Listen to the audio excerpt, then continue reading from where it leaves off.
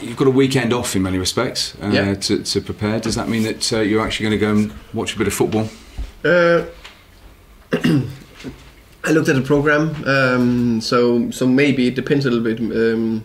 But to be fair, it's not that often you have a Saturday off with your family.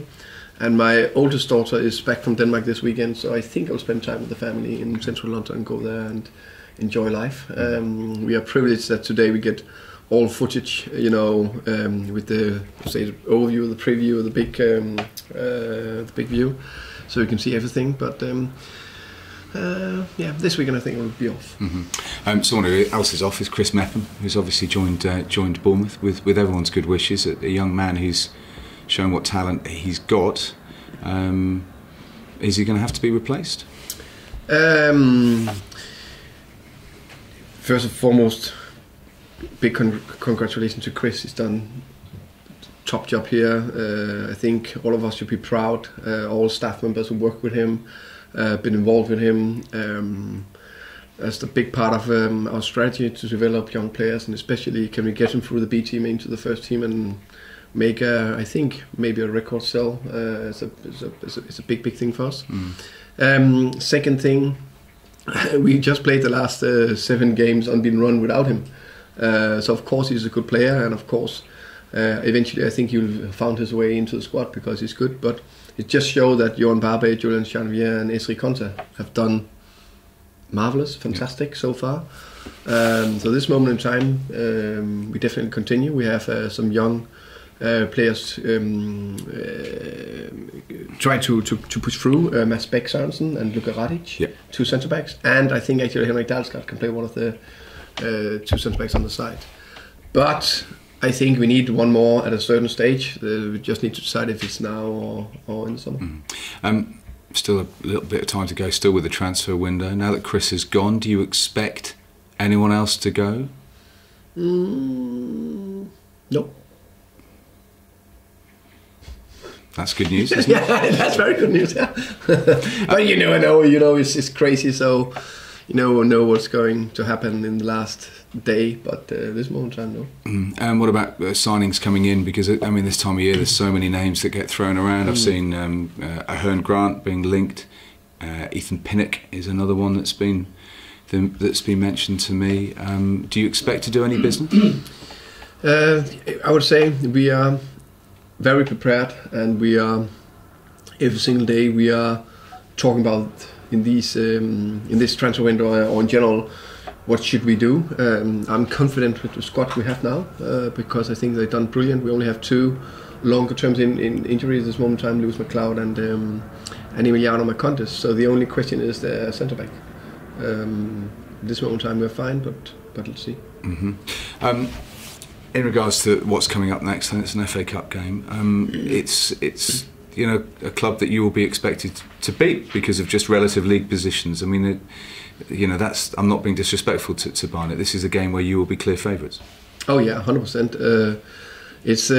I'm looking so much forward to it. FA Cup is special. It's like magic, and especially we have some of those games like the game on Monday. We are playing against a team from lower league. We are from Championship.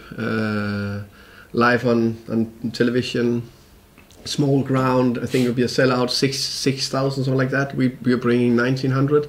It's going to be under the floodlight. It's going to be fantastic. And yes, we are clear favourites, and it will be a massive disappointment if we don't go through to the next round.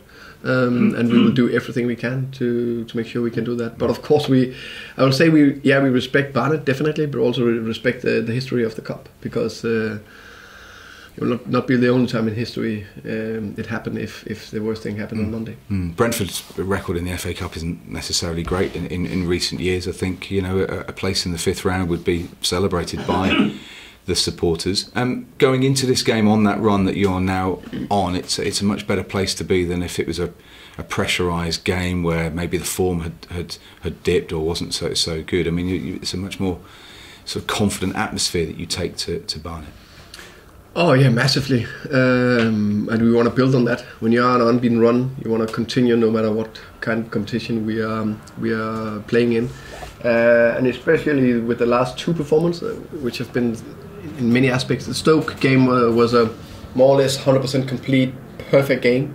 The Rotherham offensively, we showed some unbelievable skills leading up to the goals. They were very beautiful, all 4 of them, or at least 2 or 3 of them.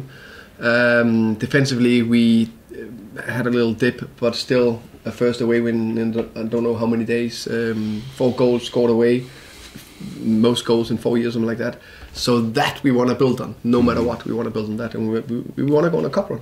We like to go on a cup run. With the momentum that you've got and the form that you've got at the moment, and the scheduling with the way that the games are falling, does this mean you don't necessarily have to make too many changes to your team? You know, the 3rd round came off the back of a very busy Christmas, whereas this now comes, even longer break from the last game before this one. I agree. It's a thing I'm thinking a lot about. How many changes do I want to make? Do I want to make any? I think I will make a few, but not too many, because we want to continue with the most strongest team going into the competition. But on the other hand, I have good players in the squad. They are competing to go into the starting 11. I have a lot of players that are pushing to get into the starting 11, and some of the position, it's unbelievable competition, and I take very tough decisions in some of those positions, but that's the way it is. Oh, and obviously Barnet beat Sheffield United in the last round. I know Sheffield United have made a lot of changes, but where do you see their potential strength as a team? I suppose they've got nothing to lose. They are the underdogs, but also they've got some decent players and a manager who's trying to make a name for himself. Yes, and they've done well, because the last I would say 5 games, something like that, they've been playing very, they want to play. They combined well on the last final third, so we need to defend well still.